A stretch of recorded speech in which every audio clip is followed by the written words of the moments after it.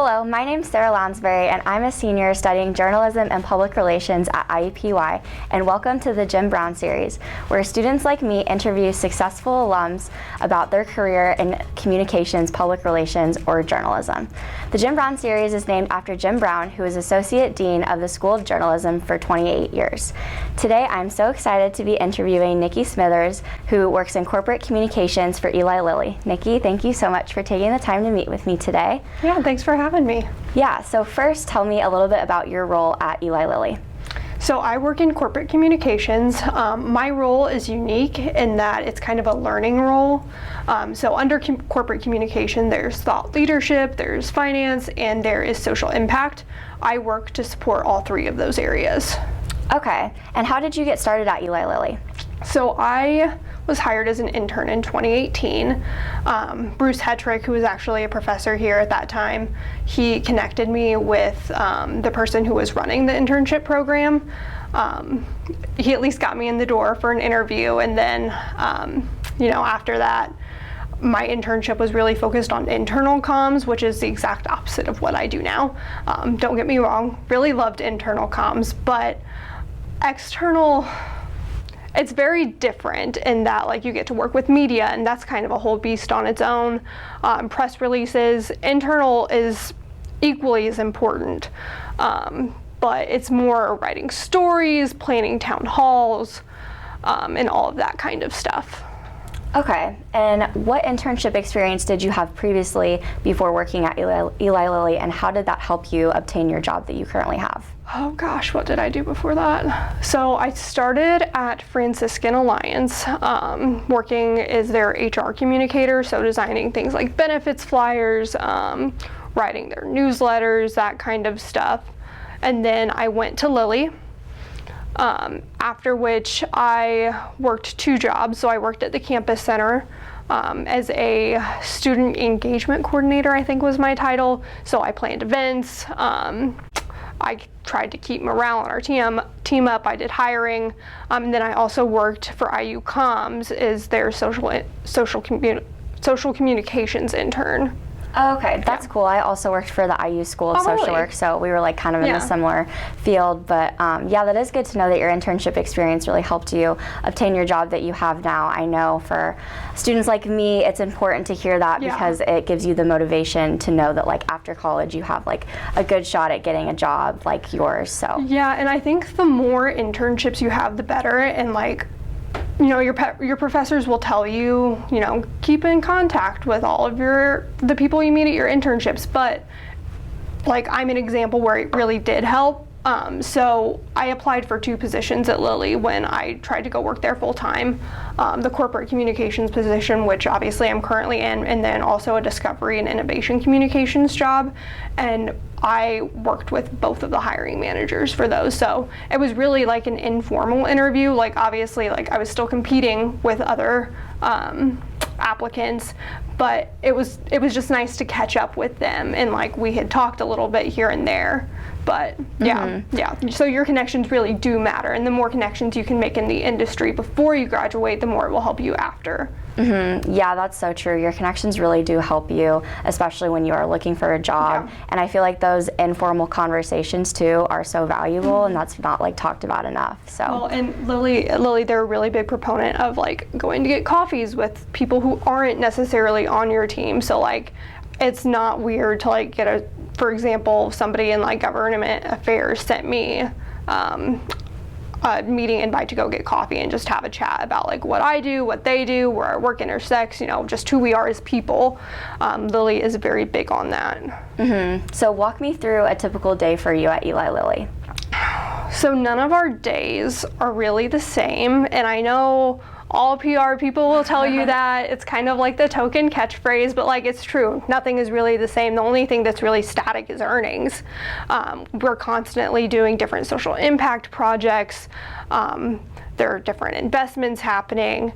But if I had to kind of boil it down, what I do on a day-to-day basis, I do some writing. I write for Lilly.com. I help write press releases. I help suggest strategies and write recommendations based on research. I don't do as much graphic design anymore because we have a team for that. But I do a lot of writing, I do a lot of research. Research is really big, and that's something that like people don't necessarily touch on a lot, but it's probably the most important aspect of my job. What would you say is your favorite part of your job? I think the favorite part of my job that's not really like super tactical or work related, it's knowing that I'm making a difference. The Lee's motto is to make life better for people around the world, and in everything that we do, they make it very clear where our role is in that, and for me, that's something that's really fulfilling. So I know you graduated in 2019 with your degree in journalism and PR. What initially drew you to pursue that degree? So I never liked math. I hated math. Me too. I really did not like science, and I feel like that's something a lot of communicators have in common. We're like, oh my God, there are numbers? No, thank you. But I took yearbook my junior year of high school, and I was like, oh yeah, this is cool. And a bunch of my friends, I went to Southport High School, and their newspaper is called The Journal.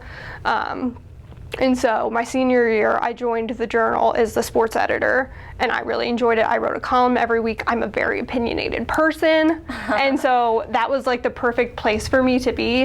And after that, there was no going back. Like, I knew journalism, even though I knew I didn't actually want to go into journalism. I wanted to go into some sort of journalism after that, and I feel like a lot of people can't say that coming out of high school, but like I had a very clear path of what I wanted to do.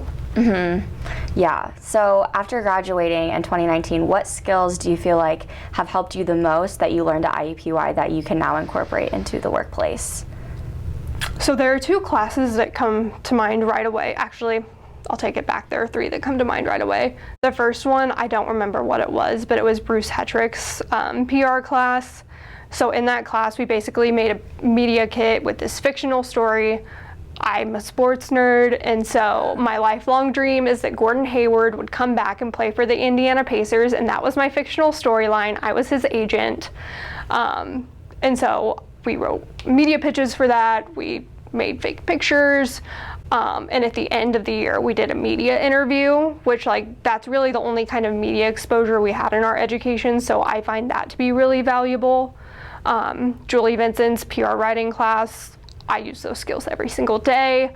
I will never forget them. They're things that are so translatable no matter what path you take in PR or journalism. So, I mean, I'm never gonna forget them. If I do, I'm not gonna have a job. Yeah.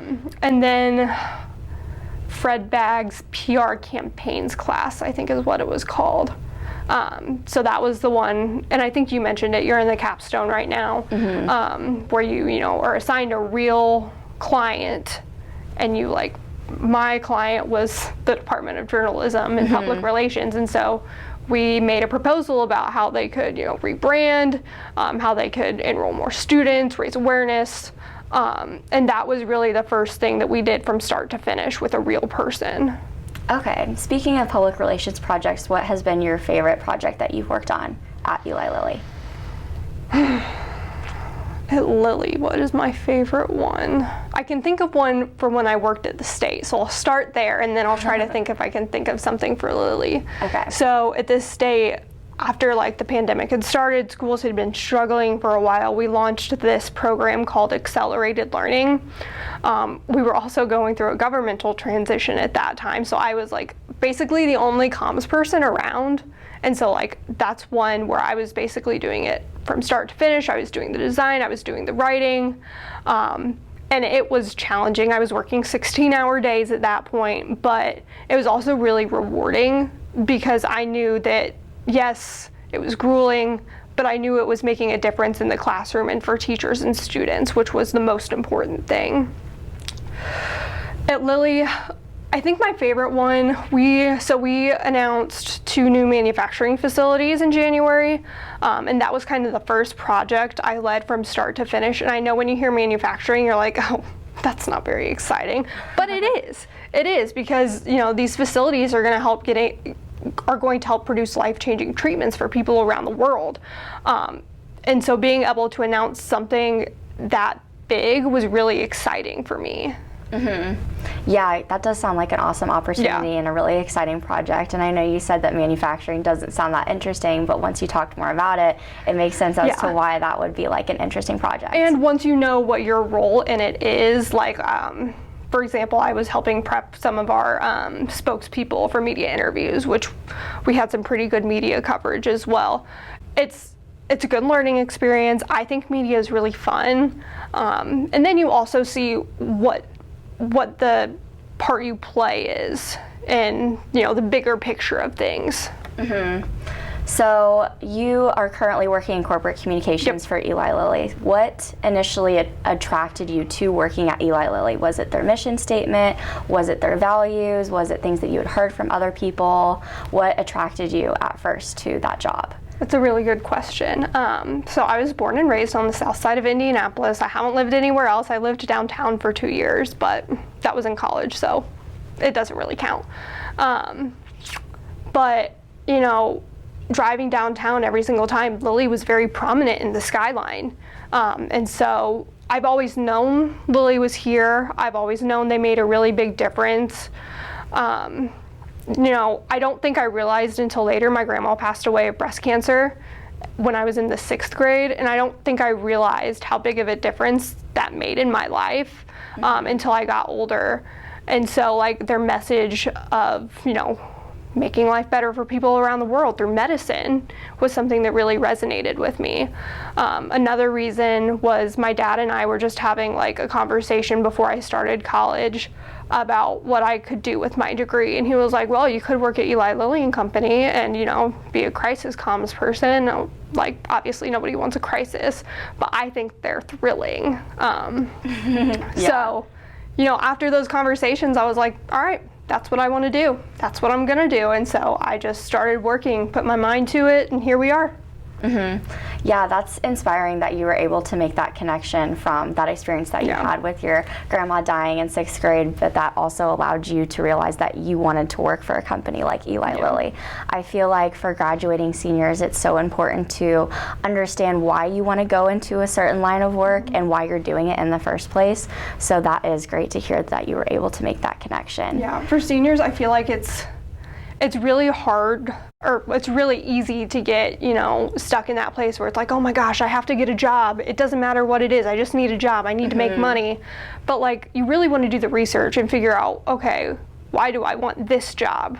Don't just settle for any job. Like, there are plenty out there. You will find one eventually, but make sure it's something you're going to be happy in, because if not, you're just going to be leaving in 6 months to a year. Yeah, that is really great advice. I know I'm a graduating senior. I know a lot of people who are graduating seniors, so that is great advice to hear. I feel like it is so important to really focus on the type of job that you want to have and not just apply and hope just to get money out of it and not a great experience. So what advice do you have for graduating seniors like myself? I feel like I could talk about this for like an hour, so I'm going to try not to go on a tangent, but I think the overarching theme is to differentiate yourself.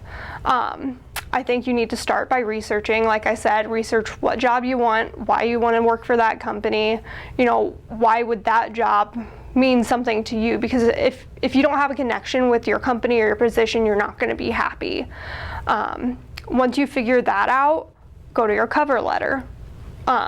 Make sure that you mirror the company's values in your cover letter while also showing that you're an asset to them. And my cover letter for Lilly, I started with a quote from Colonel Eli Lilly that says, find what you make here, or take what you find here and make it better and better, something like that. And that's something that made my cover letter stand out. I wasn't starting it with that traditional, like, hello, my name is so-and-so, and this is what I do, and this is why I want to do it. Like, draw them in. It's kind of like a feature story where you want to start with a really good lead and catch your reader's attention, and then make them want to read more of your cover letter. And then when you move into your resume and portfolio, do something else to make it stand out. Don't just have like your 2-page resume, which I think 2 pages is plenty for a resume, but make it into this portfolio that's designed, that shows writing sample, that shows graphic design samples, that shows social media writing samples. Make it so that like you're really showcasing yourself and all of your abilities. Mm-hmm. Yeah, you really have to sell yourself in the job application process. Sorry, not to cut you off, but one more thing. When it comes to interviewing, a lot of people like spend hours and hours on interview prep. I'd say if you spend a lot of time studying for a test, then you probably want to prep for your interview. I did not study for tests. Studying for tests just like made me second guess what I already thought I knew. And so I didn't prep for any interviews. I just went, I said what I thought, and then it was over and I would figure out if I got the job or not. But like over preparing will psych you out. So just do what you think is right and go from there. Yeah, that is a good point. Where do you see, or what do you see yourself doing in the next 10 years? My supervisor and I had a conversation similar to this at the end of last year, and you know, my life goal was to get to Lilly and work for Lilly, and so like I'm kind of in this spot where like, okay, I'm 24 years old and I met my goal, so what's next? I really enjoy our social impact communication, so I'd love to do more of that. I'm also a sports fan, so if I ever do leave Lilly, which it's not going to be anytime soon, I would love to work for the Colts. I love football. I would also work for the Pacers. I also love basketball, but huge football fan. So if I ever left Lilly, it would be to go work for the Indianapolis Colts. Also, not going to work for any other NFL team, especially not the New England Patriots. Yeah, I agree with you there. I'm from Kansas City, so I'm a Chiefs fan. I would never work for the Patriots, but I love football too, so I would totally love to work for an NFL team doing some type of communications for them. Okay, so what would you say is your favorite PR campaign that you have seen from, not just from Eli Lilly, but from any company? Gosh, who did a good one? Honestly, it's going to be from Lilly. They did well, it wasn't really a PR campaign. It was more like an advertising campaign, but they did one over the Summer Olympics that was talking about the role medicine plays in the lives of all of these different kinds of people with all of these different kinds of backgrounds. And I thought it was just really beautiful. So like, if you haven't seen it, definitely recommend looking it up on YouTube. I think I did end up seeing that. I think that was one of the commercials that went on during the Olympics. But yeah, I remember seeing that and I was like, oh, I know exactly where that is located at. Okay, so last question. If you are going to a coffee shop in Indianapolis with a colleague or just to work on some stuff for work by yourself, which coffee shop in Indianapolis are you going to? So I actually don't like coffee, but I love a good hot chocolate. And on the south side, there's this place called the Mocha Nut. It's right off of Southport and Madison. They make some of the best hot chocolate I've ever had. Okay, I'll have to keep that in mind and check it out. All right, well, thank you so much, Niki, for taking the time to meet with me. It was awesome speaking with you. And thanks to everyone for tuning in to the Jim Brown series. See you next time.